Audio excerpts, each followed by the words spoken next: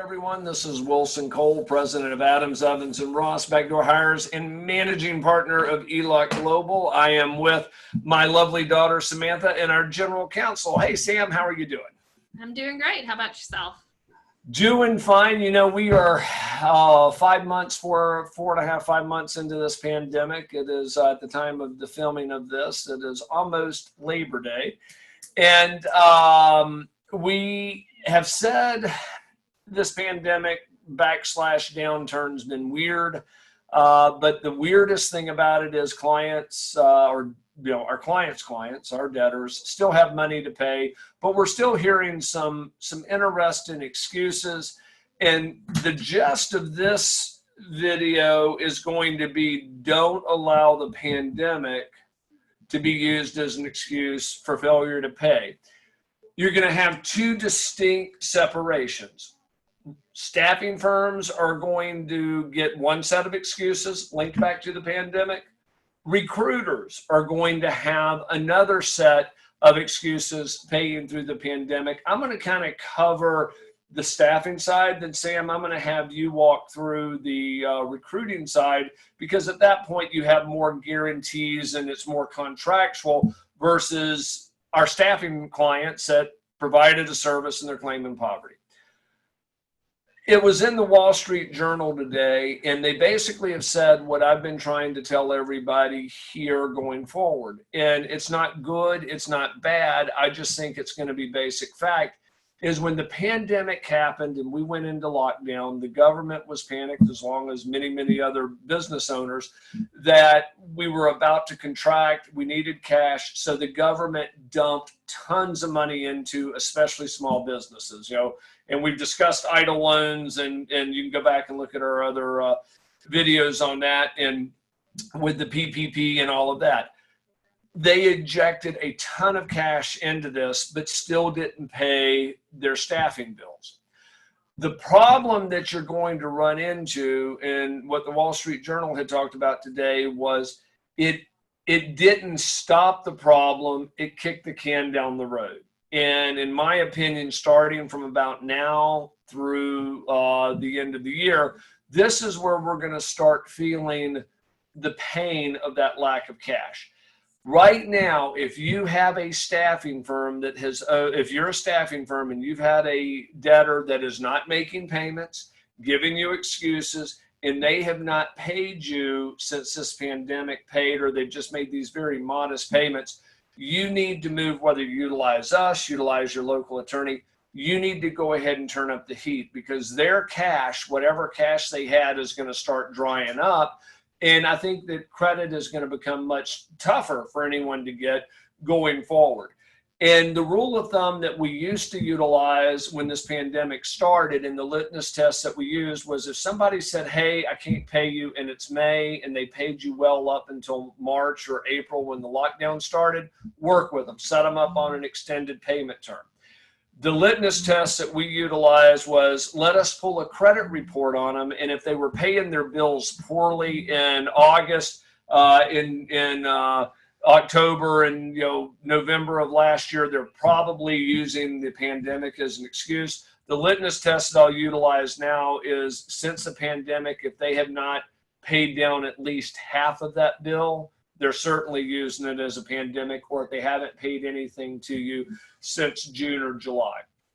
So staffing firms understand that if you have a questionable client, right now is going to be the time to make sure, use us, turn up your own heat, use your local attorney, but go after the debt. Samantha, I want you to cover the recruiters, because the recruiters are getting the same excuses, but it has different ramifications for them. Kind of walk us through that. Well, I'm going to do that, but I also want to add one last thing on with staffing firms. If they start arguing that they haven't been paid by their clients, that has nothing, in most cases, granted, I have seen some horribly written contracts in regards to that, but that doesn't affect you.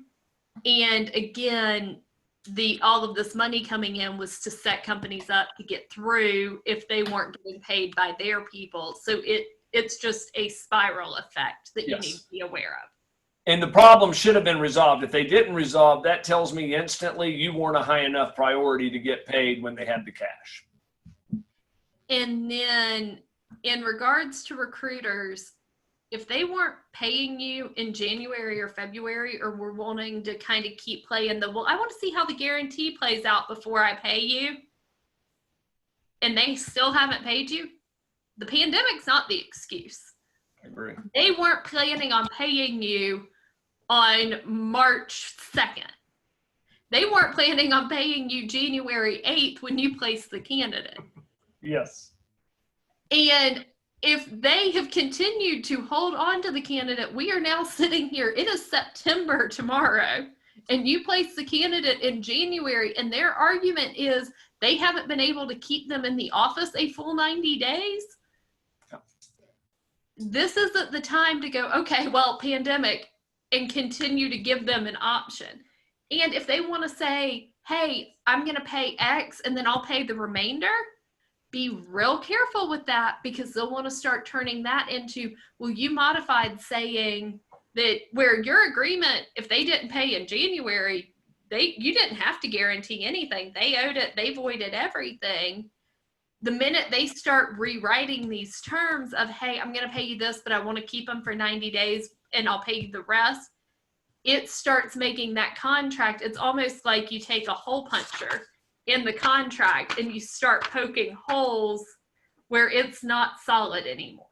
Exactly. And that's the one thing that our clients need to understand. And that's why I always say, if you have to do some type of payment plan, set up a promissory note to where it leaves the contract, in hand. I mean, Samantha, they set up a promissory note for the payments. There's some wording they can put in there that basically says, this contract, the recruiting contract is full, and things on those lines, that it stands. This is on the payment of it. But if you start allowing them to just arbitrarily make a payment here and make a payment there, and also make statements that they say, hey, we'll pay it in 90 days, and you don't check that statement, it's almost like politics. It becomes a new truth. If you say it, it has its own life. If you're starting to have clients cancel contracts with you and they say they're voiding the contract, send back that you accept their termination of the contract, but not the void. Yes. Because again, they may not be trying to screw you, but termination ends the contract as of now. Void ends that it ever existed. Exactly. And that is a huge difference that I know people don't realize it, but that's when people start getting into trouble.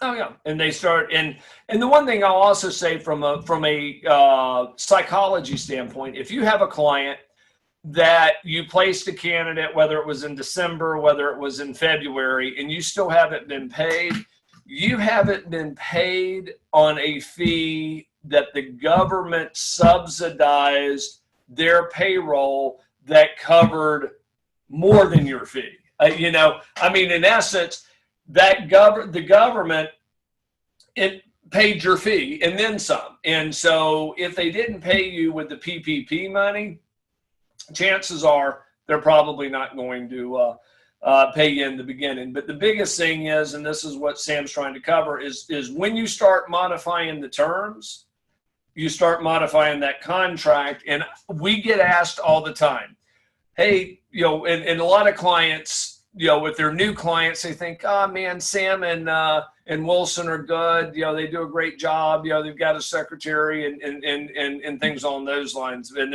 I don't know how they do all what they do.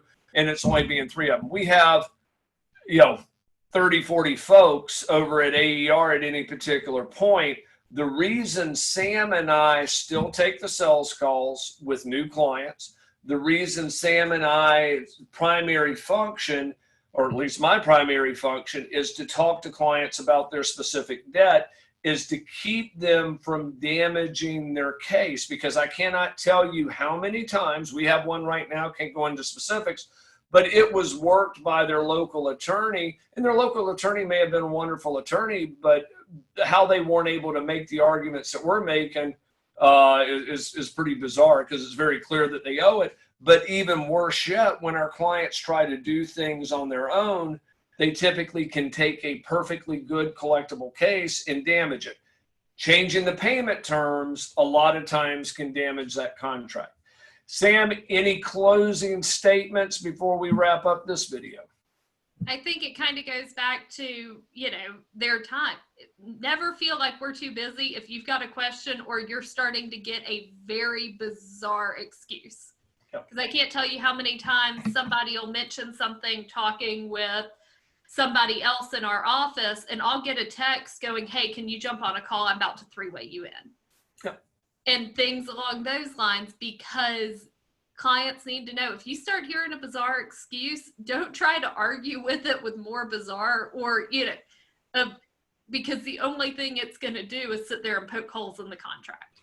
Exactly. And also, I oddly appreciate the bizarre excuses because I do keep a running list. You do keep a running total. And if they also, this is one thing that a lot of clients don't realize, is not only is, I've done this for 30 years. We've forwarded out about 8,000 lawsuits. Samantha's been with us, 10 years, and, a large portion of that time is our staff attorney.